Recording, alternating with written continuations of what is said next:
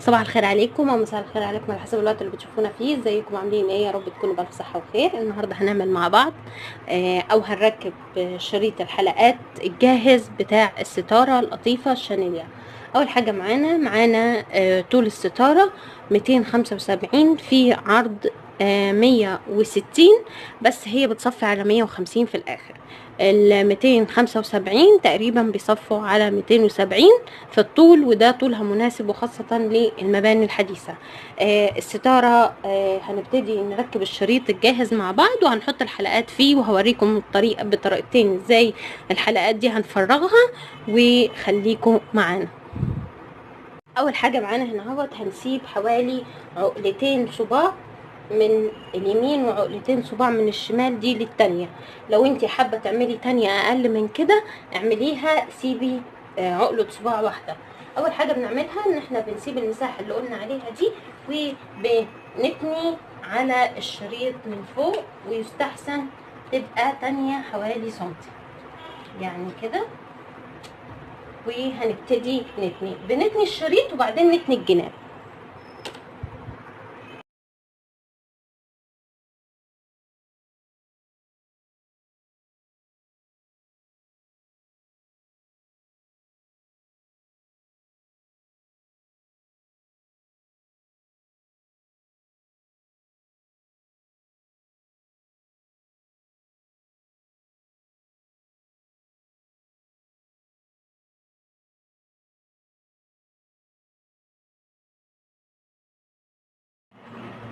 هنا احنا وصلنا خلاص لقرب الحته اللي احنا عايزينها. انا ما قطعتش الشريط بقطعه بعد ما بخلص شغل خالص، عشان اشوف انا عايزه قد ايه، يعني علشان ما تطلعش قصيره معايا ما تطلعش كبيره. انا خلاص كده لغايه هنا مثلا، هو ده اللي انا عايزاه، اروح اقطعه كده. خلاص الشريط بتاعنا خلص. هنبتدي دلوقتي نعمل كل التانية بتاعتنا هنا اهوت، هنظبطها ونعمل.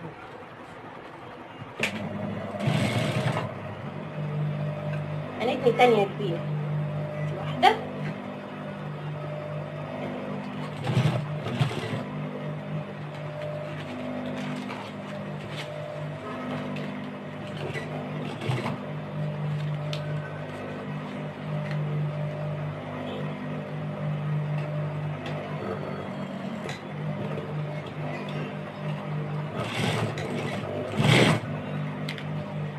هنعمل الحتة دي بس كده لغاية هنا. نرجع عليها تاني فرماتورة، وهنبتدي نعمل باقي الشريط هنا.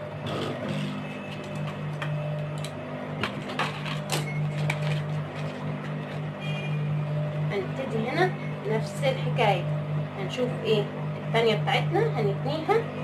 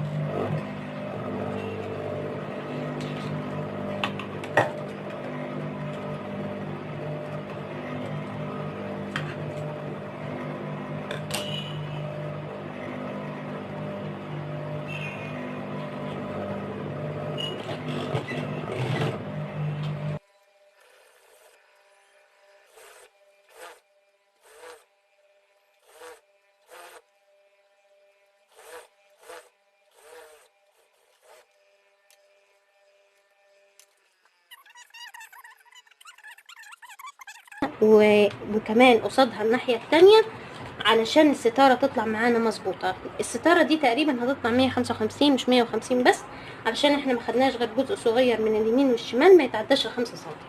كل اللي هنعمله دلوقتي ان احنا هنبتدي نتني الستارة معانا هنا اهو. هنبتدي نتنيها من هنا اهو كده اهو لغاية تحت. خليكم معانا.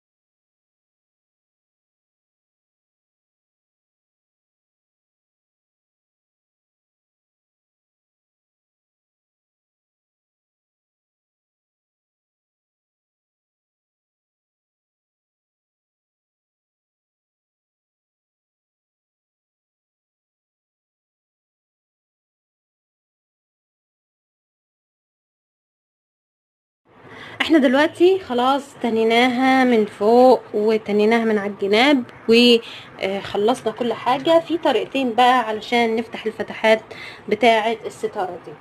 اول طريقة معانا ان احنا نمسك المقص وبنطلع بايدينا حتة كده، وبعدين بنقص، ونراعي ان احنا ما نقصش كتير علشان هي بتتفتح جامد القماشه دي. لكن لو اي قماشه عادي يعني تجيل من بتاع الستاير مش هيعمل معانا كده خالص، بس دي تراعوها شويه علشان القماشه بتاعتها طبيعتها بتمط لان فيها لكرة.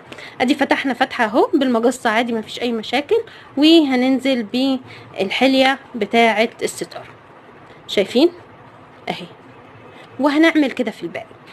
في كمان طريقة تاني ودي اسهل بكتير، بس هي مش عند كل الناس. الكاوية دي بنسخنها كويس جدا، يعني لازم تبقى درجة حرارتها سخنة، اللي هي يعني ممكن تمسك تسيح البلاستيك. دي بنمسكها وبنحط سيراميكا وبنبتدي نفتح الدايرة دي هنا اهوت. بس لو ما كانتش سخنة جدا مش هتفتح معانا، ودي سهلة اسهل من المقص بكتير لو هنشتغل بيها. بس مشكلتها ان هي بتسحب كهرباء جامدة. يعني انتي لو ما عندكيش في البيت الكاوية دي وعايزة تعملي الستاير، بتشتري الستاير شريط الحلقات ده من بتاع الخردوات، وبالمقص كده اهوت وبتعمليها، بتبقى سهلة جدا وما فيهاش اي تعب. تاني حاجة بتعمليها بالكاوية، بس الكاوية دي لما بتسخن يعني يستحسن لو انت هتعملي كمية كبيرة، مثلا عندك 12 ستارة او 13 ستارة او كميات، يعني تسخنيها وتشتغلي بالمرة، هتبقى معاكي مجدية جدا، لان هي اغلب الكهرباء بتاخدها في سخونتها. هنكمل باقي الحلقات وهوريكم شكلها في الاخر ازاي.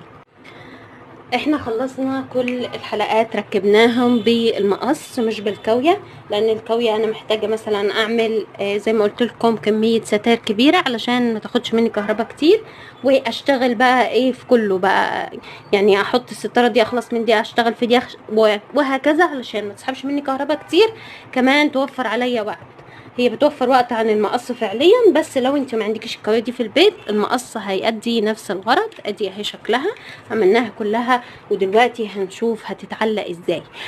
دلوقتي هوريكم طريقة هنعلق بيها ستارتين على بعض في نفس الماسورة. يعني الستاير دي ميزتها حلوة جدا، يعني احنا مثلا لو حابين مثلا ادي اهو عايزين نعمل كشكشه بقى في الستاره دي، نروح عاملين كده البلاستيكيه دي زي ما وريتها لكم في الفيديو اللي قبل كده، وهسيب لكم الرابط بتاعه في لينك الوصف، او هحطه لكم مع الفيديو ده في الاخر اهو. شايفين بقت واخده الكيرف ده وعامله شكل حلو للستاره جدا. الستاره دي بالنسبه لسعرها في السوق هي ممتازه ممتازه ممتازه ممتازه، شكلها كديكور وشكل حلوه جدا، كخامه مش بطاله. بس اهم حاجه ما تتحطش على شباك الالمونتال مباشر. لو هتحطيها على شباك الالمونتال مباشر يبقى لازم تحتيها ستاره بلاك اوت ساده يستحسن علشان ما تبصش معاكي وعمرها يبقى طويل. يا رب اكون نفعتكم وفدتكم بتركيب شريط حلقات الستاير الجاهزه، وانتوا استفدتوا من الفيديو. طبعا لو استفدتوا منه ما تنسوناش في دعم القناه، ما تنسوناش في لايك جميل منكم، وكمان اشتراك في القناه لو اول مره تزورونا. دمتم في حفظ الله، واشوفكم في فيديو جديد ان شاء الله. هبقى